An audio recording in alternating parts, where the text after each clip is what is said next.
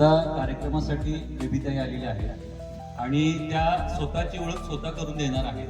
Civil engineering त्यांचं झालेलं आहे आणि प्रतियश जे कोलंबिया युनिव्हर्सिटी आहे त्या कोलंबिया युनिव्हर्सिटीमध्ये त्यांनी MS पूर्ण केलेलं आहे. मग त्या स्वतःची ओळख आणि एक 5-10 मिनिटं तुमचे संवाद साधतील आणि आपला कार्यक्रम बंद होईल. चालेल.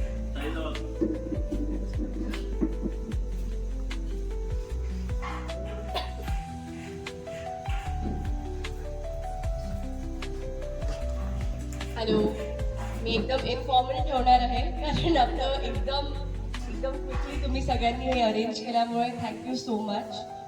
देशभक्त अकॅडमी खूप चांगलं काम करताय तुम्ही की तुम्ही आपली ॲक्च्युली आताच अपस्किलिंग आणि स्किल डेव्हलपमेंटबद्दलच बोलत होतो. सो तुमची अकॅडमी एवढं सगळं करायला लागली आहे.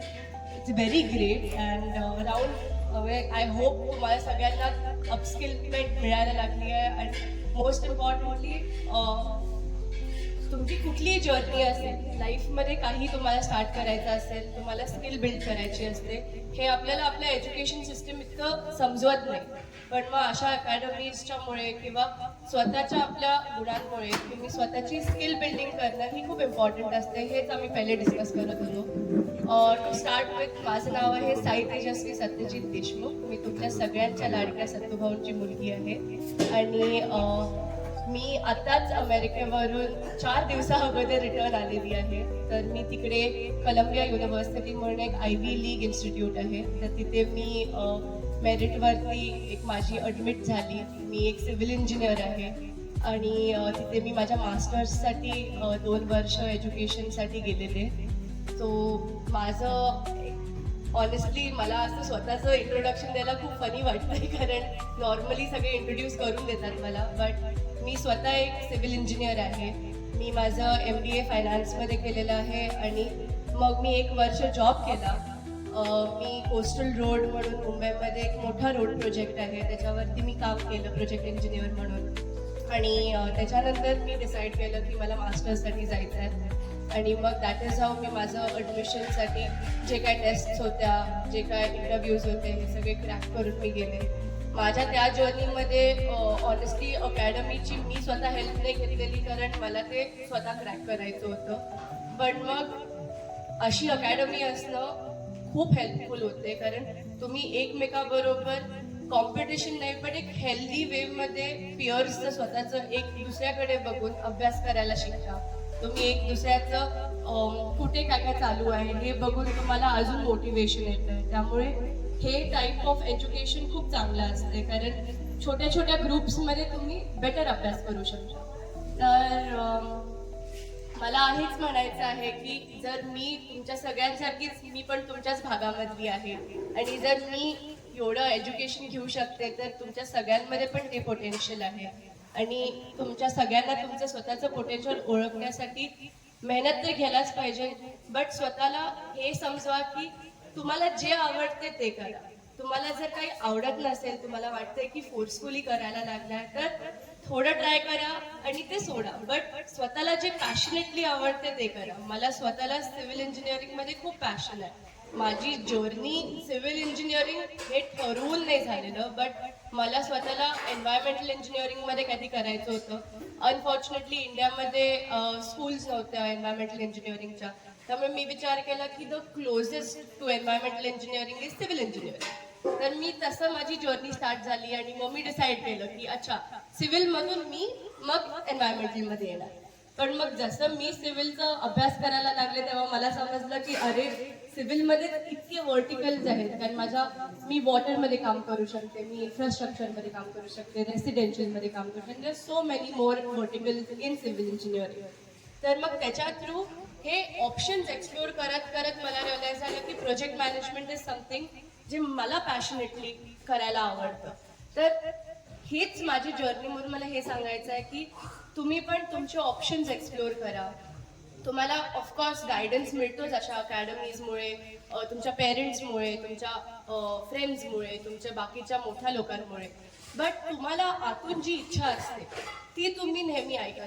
दे से ना लिसन टू युअर गट. लिसन टू युअर गट काय असते की तुमची आतली जी इच्छा असते त्याला नेहमी तुम्ही कान ठेवून ऐकत जावा कारण तुमचं अंतर्मन तुम्हाला सगळ्यात जास्त खरं सांगणार देन एनी अदर पर्सन तुमच्या अराउंड. त्यामुळे मी तुम्हाला सगळ्यांना जास्त अजून न वेळ घेता हेच सांगायचं की आपल्याला India is a developing country आणि यूथ हेच चेंज मेकर आहे. तुम्हीच सगळे चेंज मेकर आहात. त्यामुळे तुम्हाला सगळ्यांना अपस्किलमेंटमध्ये काही हेल्प लागेल, तुम्हाला पुढे तुमच्या मोठ्या तुमच्या ड्रीम्ससाठी तुम्हाला काही हेल्प लागेल तर आम्ही सगळे आहोत. तुम्हाला कधी एकच असतंय की तुम्ही नुसता क्वेश्चन विचारा. तुम्हाला डाऊट असेल, सगळ्यात छोटा डाऊट असेल तो पण विचारा. मी हे अमेरिकामध्ये शिकले की तिकडे आपल्या इंडियामध्ये एक असतंय की टॅबू असतोय की कधी कधी आपण खूप जास्त कॉन्शियस होतो, आपण क्वेश्चन्स विचारत नाही, डाऊट्स विचारत नाही. हे मी पण करायचे. मी माझ्या टीचर्सला अजिबात क्वेश्चन्स विचारायचे नाही. पण मग मी अमेरिकामध्ये जाऊन हेच शिकले की जितके क्वेश्चन्स विचारायचे आहेत तितके क्वेश्चन्स विचारा, जितके डाऊट्स विचारायचे आहेत तितके डाऊट्स विचारा, कारण त्याच्याने तुम्हाला क्लॅरिटी मिळणार आहे. हे विचार करत बसू नका की पुढच्याला काय वाटतंय, त्यांना काय सांगायचं. ज्याला तुम्हाला गाईड करायचं ते तुम्हाला गाईड करणार आहे. त्यामुळे ask lots of questions, study hard. I am sure स्वतःच्या गटला बिलकुल इग्नोर करू नका. लिसन टू युअर गट आणि all the best for your future and we are always there with you. Satu भाऊ is always there with you. Your academy and the teachers and all the amazing people जे तुम्हाला guide करतात ते सदैव तुमच्या बरोबर आहेत. त्यामुळे all the best for your future and thank you so much.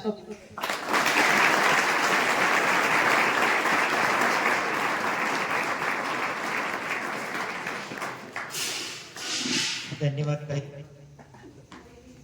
पहिल्यांदाच तुम्ही आमच्या या देशभक्तीची संपूर्ण भेट दिली आणि आपला जो अनुभव आहे शिक्षण क्षेत्रातील आणि वैचारिक तो आमच्या विद्यार्थ्यांना आपण कथन केला आणि नक्कीच विद्यार्थ्यांमध्ये ती एक प्रेरणा निर्माण झालेली आहे. तर आपण ताई तुम्हाला एक 2 मिनिट आमच्या या संस्थेच्या स्थापनेविषयी तुम्हाला मी सांगणार आहे. तुम्ही ज्या क्षेत्रात कार्यरत आहात इंजिनिअरिंग क्षेत्रात, त्याच प्रकारे आपले विश्वास सरांचे वडील कैलासाचे माननीय पी.बी. खांडेकर अण्णा हे आमच्या गावातील पहिले इंजिनियर आणि इंजिनियर गावातील सुशिक्षित व्यक्ती बनल्यानंतर आपण ग्रामीण भागातील अनेक लोक त्यांच्याजवळ यायची म्हणायची अण्णा आमच्या मुलाला कुठेतरी चिकटवा. आता ग्रामीण भागातील मुलं 10वी 12वी झाली. अण्णाने विचार केला की ही धष्टपुष्ट मुलं, बुद्ध्यान चांगला असलेली मुलं, त्यांना कुठे नोकरी लावणार. मुंबईला गेले तर माथाडी कामगार किंवा कुठे मिळेल ती नोकरी करणार. मग त्यांच्या डोक्यात विचार आला की यांना शासकीय नोकरी मिळवून द्यायचं असेल तर यांच्या बुद्धीचा आणि शारीरिक क्षमतेचा विचार करून आपण काहीतरी वेगळी योजना आखली पाहिजे. आणि त्या पद्धतीने त्यांनी शिराळा तालुक्यामध्ये पहिली अकॅडमी, आपली देशभक्त अकॅडमी 2013 साली स्थापन केली. आणि त्याच अकॅडमीत सुरुवातीला 2 विद्यार्थी होते, राहुल सर आणि विशाल सर. त्यांना ती घडवायची आणि त्या 2 विद्यार्थ्यांवरून करत करत आता आपल्या या शिक्षण क्षेत्रामध्ये आता 400 विद्यार्थी आता सध्या कार्यरत आहे. आणि आपल्या या संस्थेतून जवळजवळ 985 विद्यार्थी घडले आहेत ज्यांना शासकीय नोकरी मिळाली.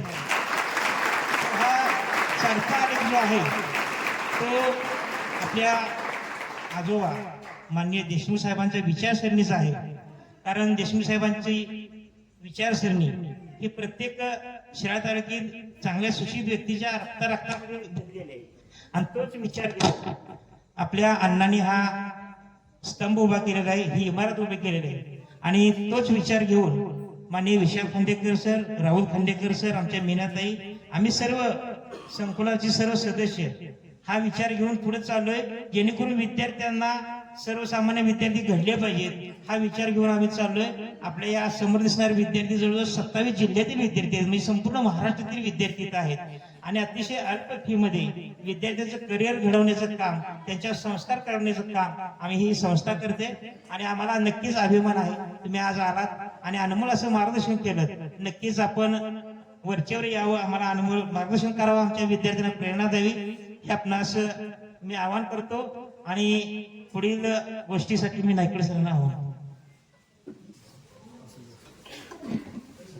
धन्यवाद सर. सन्माननीय ताई या ठिकाणी आल्या.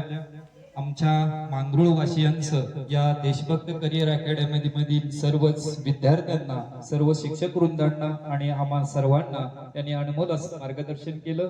पुनश्च एकदा आईंना शुभेच्छा. आणि या पुढचं असणार राजकीय जे काही वर्चस्व आहे ते आदरणीय पाहून प्रमाणे बहरो आणि त्याच्यामध्ये समर्थ साथ आमचीही तुम्हाला नक्कीच लाभणार आहे. वेळोवेळी आणि तुम्हाला तुमच्या समवेत तुमचा असणारा हा चढता आलेख आम्ही नक्कीच पाहणार आहे. पुन्हा एकदा तुम्हाला ह्या अकॅडमीच्या वतीनं धन्यवाद देतो आणि या कार्यक्रमाच्या निमित्तानं उपस्थित झाला त्याबद्दल सन्माननीय ताईंचा यथोचित असा सन्मान या अकॅडमीच्या वतीनं सन्माननीय मीनाताईंनाच मी विनंती करतो की या कार्यक्रमाच्या निमित्तानं आपण या ठिकाणी उपस्थित झाला त्याबद्दल या संकुलाच्या वतीनं यथोचित असा आपला सन्मान सोहळा या ठिकाणी संपन्न होतोय. बेबी ताईंना विनंती आहे हा सन्मान सोहळा आपण सन्मानपूर्वक स्वीकारा.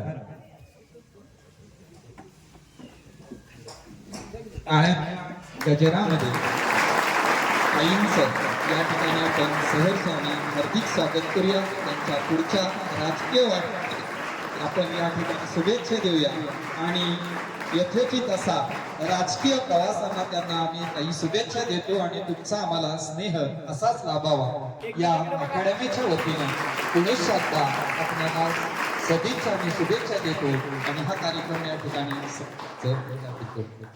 धन्यवाद.